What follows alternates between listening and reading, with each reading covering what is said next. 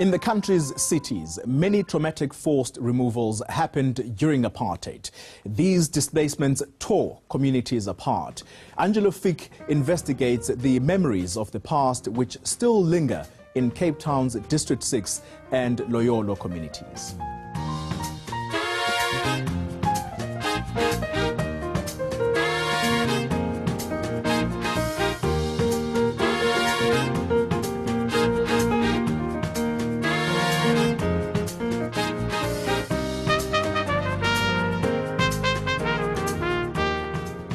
Land restitution is often regarded as a rural question about farmland.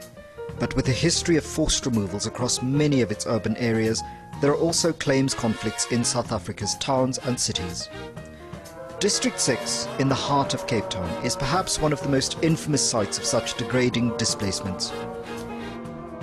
The stories of people like 91-year-old Annie Bam reveal the human faces behind the headlines.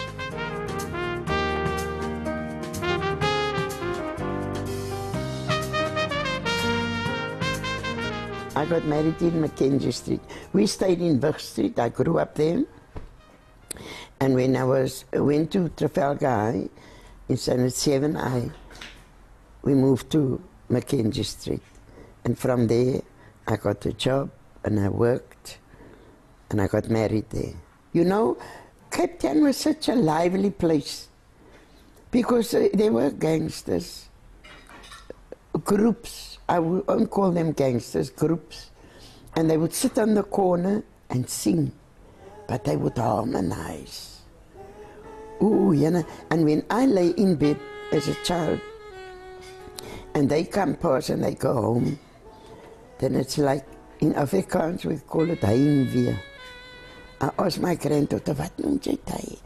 When it goes so nice and you enjoy it and you lay in bed and you think, oh, but this is lovely. So she says, heimwee. Ek sê, nou kry ek so heimwee. But it was beautiful. Memories of her eviction are still painfully fresh. And they told me to move, and I had my children with me. 2 of my children were married. I went to the station and I thought I must go to Manenberg. I didn't know Manenberg. I had to go and fetch my kid, don't know where. But I was sitting on that station and I cried. And I said, Lord, I thought, how can I leave the place where I was born in? What will I do with my children now?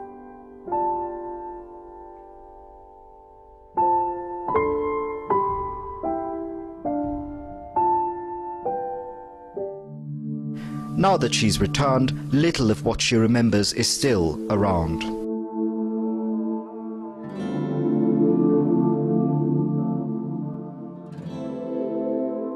They changed everything, yeah. There we lived, in Mackenzie Street, where we lived. It's a old people's home now. Everything is so changed. It's only the Bloomer Flats, but the Bloomer Flats is beautified. But what was taken and lost in the past cannot always be returned.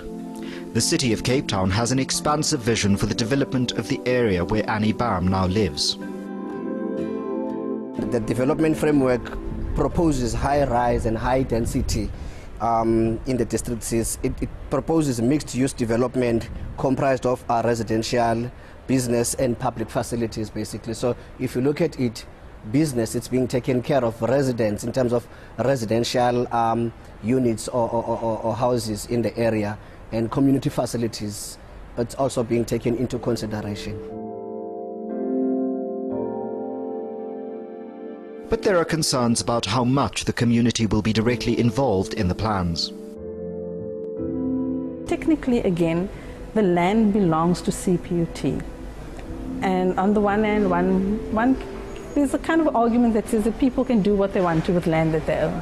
But on the other hand, I don't think they actually can, because it feels like a continuation of the apartheid project, because that attempt was made ages ago, and it seems to be completed in this very strange celebratory phase of return.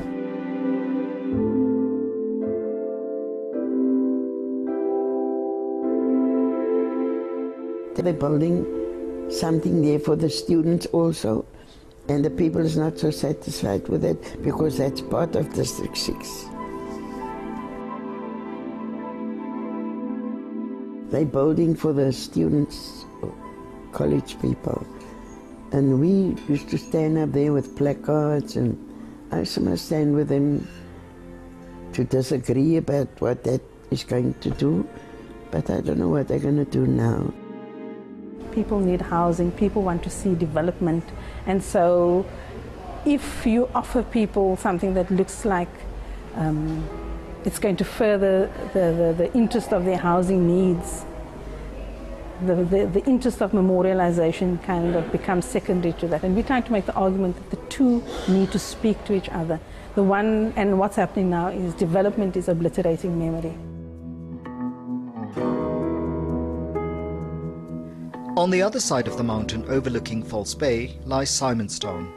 It is the site of South Africa's only full naval base. In 1965, the town was declared a whites-only area, and several communities were forcibly removed to other parts of the Greater Cape Town area. Some of them were taken to Gugulethu on the Cape Flats. What I can say I remember about walking in Simonstown is that the place, nearly like Sea Point because it's up there, but we didn't have like streets. We had places, we had steps called mitangala. Mitangala. We would jump from the stones, it was just stones, and then we would just jump all the time, and then we would also jump down when we go home. The Maputo cousins submitted a land claim in 1998, along with hundreds of others forced out of Simonstown. They opted for money. But there is a darker side to the restitution process, for which many are now paying a new price.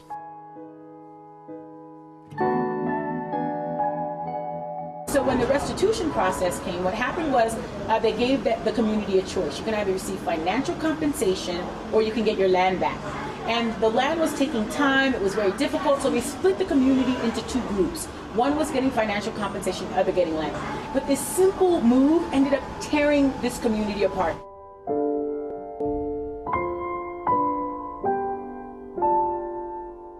We received 22,000. They received double that amount. The people who opted for land or housing, we heard that they received double that amount. That's what we wanted to know. When we asked why them, didn't they get the same 22,000 that we were given? Why did they get 54,000? 650. And we asked them also, you never went for money. You said you want houses. All of a sudden now you're all changing. Complications in land claims aren't unusual. People's experience of a process that should be celebratory and supportive has been in some measure traumatic. And so the Land Restitution Act is wonderful and all the processes that have been put in place. But when it comes to how people experience it on the ground, from not having a telephone call answered, from coming all the way from wherever you're living in the township, spending the transport, sitting in a queue, not being attended to, documents that have been lost within the department, resubmitting, getting lost, change of administration. There seem to be so many different people that, they have a high turnover, I think, in terms of staff. And so the continuity within the department has added to the trauma. Even the minister admits the first round could have been handled more humanely. I think we need more passion, not just the technical, administrative challenges, but we need more passion among our people, so that we can serve people with passion. And once we have that passion, you'll get out of your way, get out there, do the best you can, work throughout, solve the problem. This is one area which I found to be a weakness, problem solving, the passion to get it done. And then there is the question of money, a fraught subject. It was just like, give these people this money and just get rid of them. That's how I felt about it. So that the claim can be done. We've done Simonstown, we've finished. Because these houses were not like this. These houses, they were just 4-roomed little things that with sink doors. You have to spend money on these houses. I didn't have money, 65,000 to pay for this house. Then I said to my youngest daughter, well, she pays the bond. Because we're supposed to get our monies back now.